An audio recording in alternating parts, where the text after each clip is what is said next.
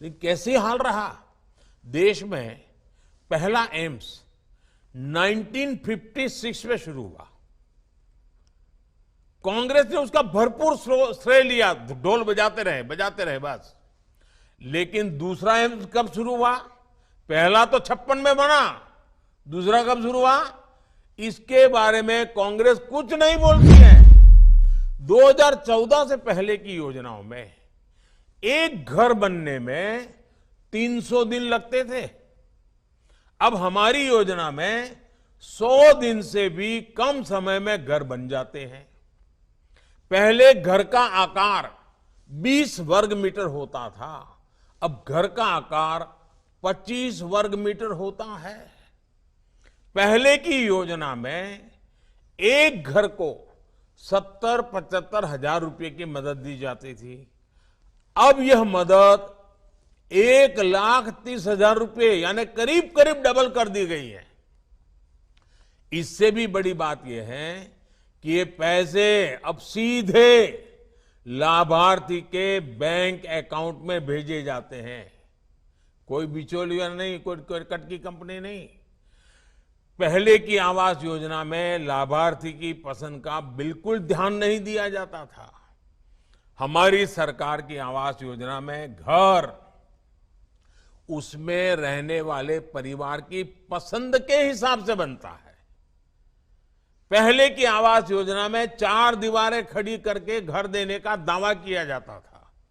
आज घर, बिजली, नल से जल, टॉयलेट, एलपीजी कनेक्शन जैसी अनेक योजनाओं को साथ साथ दिया जाता है। मैं आपको स्पीड और स्केल का एक और उदाहरण देता हूं। देश में देखिए हेल्थ कितना महत्वपूर्ण विषय है, आरोग्य कितना महत्वपूर्ण विषय, लेकिन कैसे हाल रहा। देश में पहला एम्स 1956 में शुरू हुआ। कांग्रेस ने उसका भरपूर श्रेय लिया, ढोल बजाते रहे बस। लेकिन दूसरा एम्स कब शुरू हुआ? पहला तो 56 में बना, दूसरा कब शुरू हुआ इसके बारे में कांग्रेस कुछ नहीं बोलती है, मुंह पे ताला लग जाता है। आपको जानकर के हैरानी होगी, दूसरा एम्स बनने में करीब करीब 50-60 साल लग गए।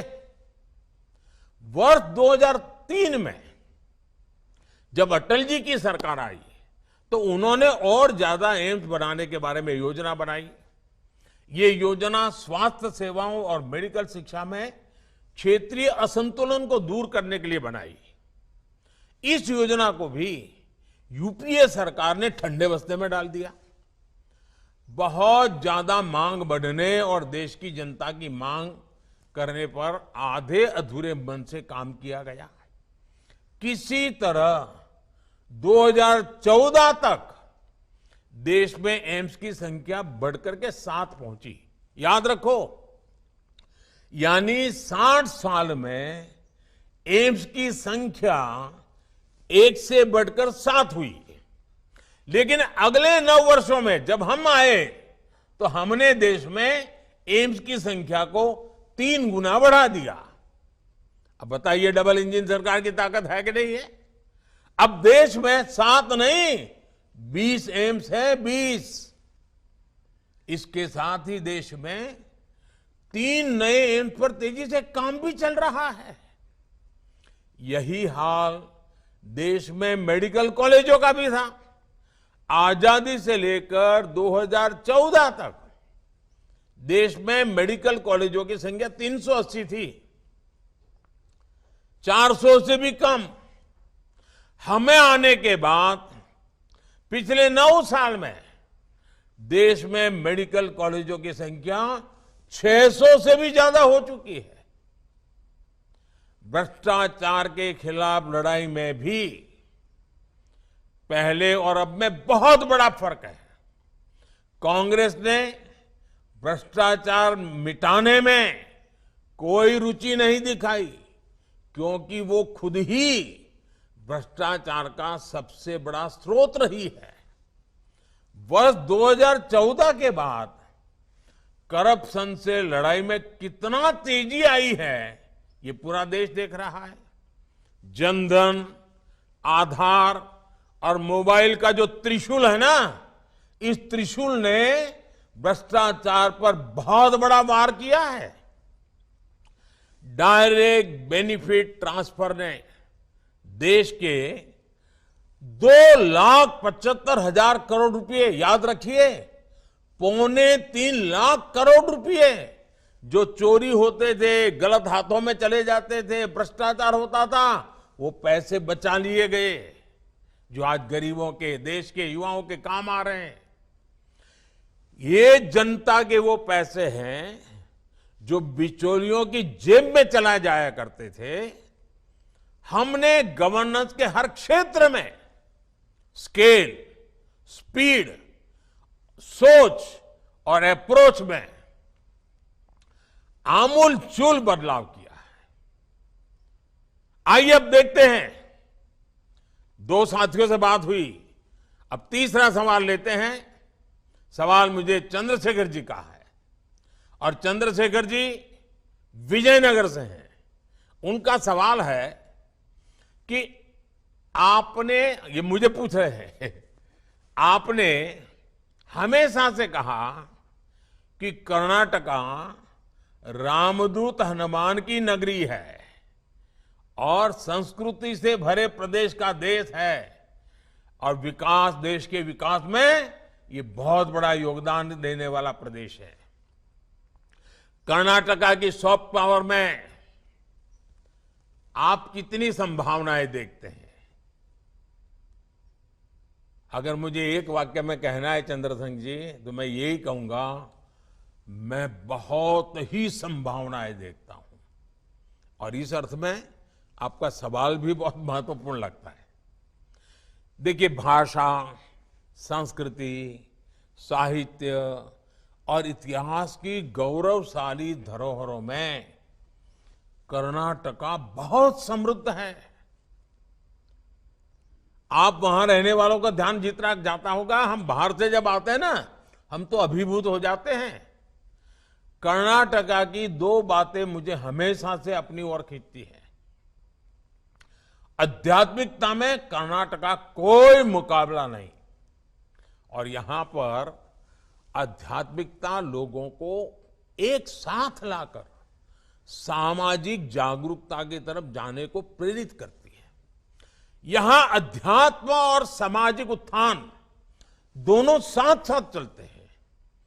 चाहे वो कनकदास जी की भक्ति हो या फिर शिव शरण के वचन हो, कर्नाटका के लोग भक्ति की शक्ति का उपयोग समाज के निर्माण में लगाते हैं, भविष्य के निर्माण में लगाते हैं।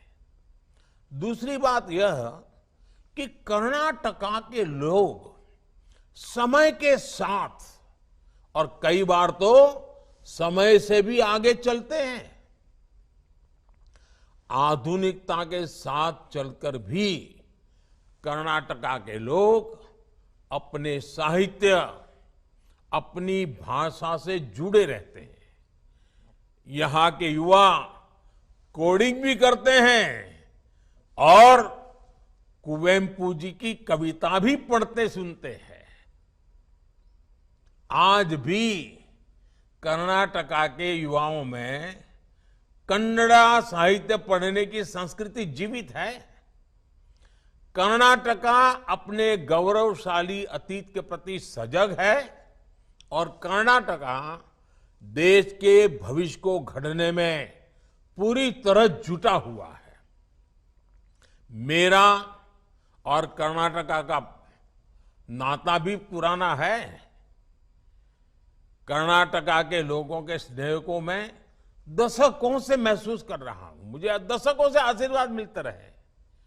ये तब का स्नेह है जब मैं किसी पद पर नहीं था और यहां पार्टी के काम के लिए एक साधारण कार्यकर्ता के रूप में आया करता था। इतना ही नहीं, इसके भी पहले जब मैं राजनीति में भी नहीं था, श्रद्धेय यादवराव जी जोशी के चरणों में आकर के बैठने का मुझे सौभाग्य मिलता था।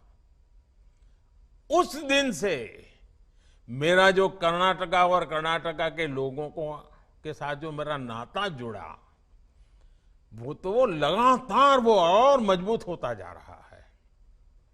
इसलिए ही अक्सर मैंने मन की बात कार्यक्रम में कर्नाटका की संस्कृति की बात की है। कर्नाटका के कितने ही लोग हैं जो कर्नाटका के विकास के पुण्य कार्य में अपना जीवन लगा रहे हैं। ऐसे लोगों की तपस्या को सबके सामने लाने का प्रयास मैं मन की बात में भी मौका नहीं छोड़ता हूं। जब भी मौका मिले मन की बात में मैं कर लेता हूं। और आपको मालूम है, अब इस रविवार को मन की बात का 100वां एपिसोड है, सेंचुरी लगाने का। वो आपके आशीर्वाद से संभव है, देशवासियों के आशीर्वाद से संभव है। और मैं तो इसके लिए देशवासियों को बधाई देता हूं।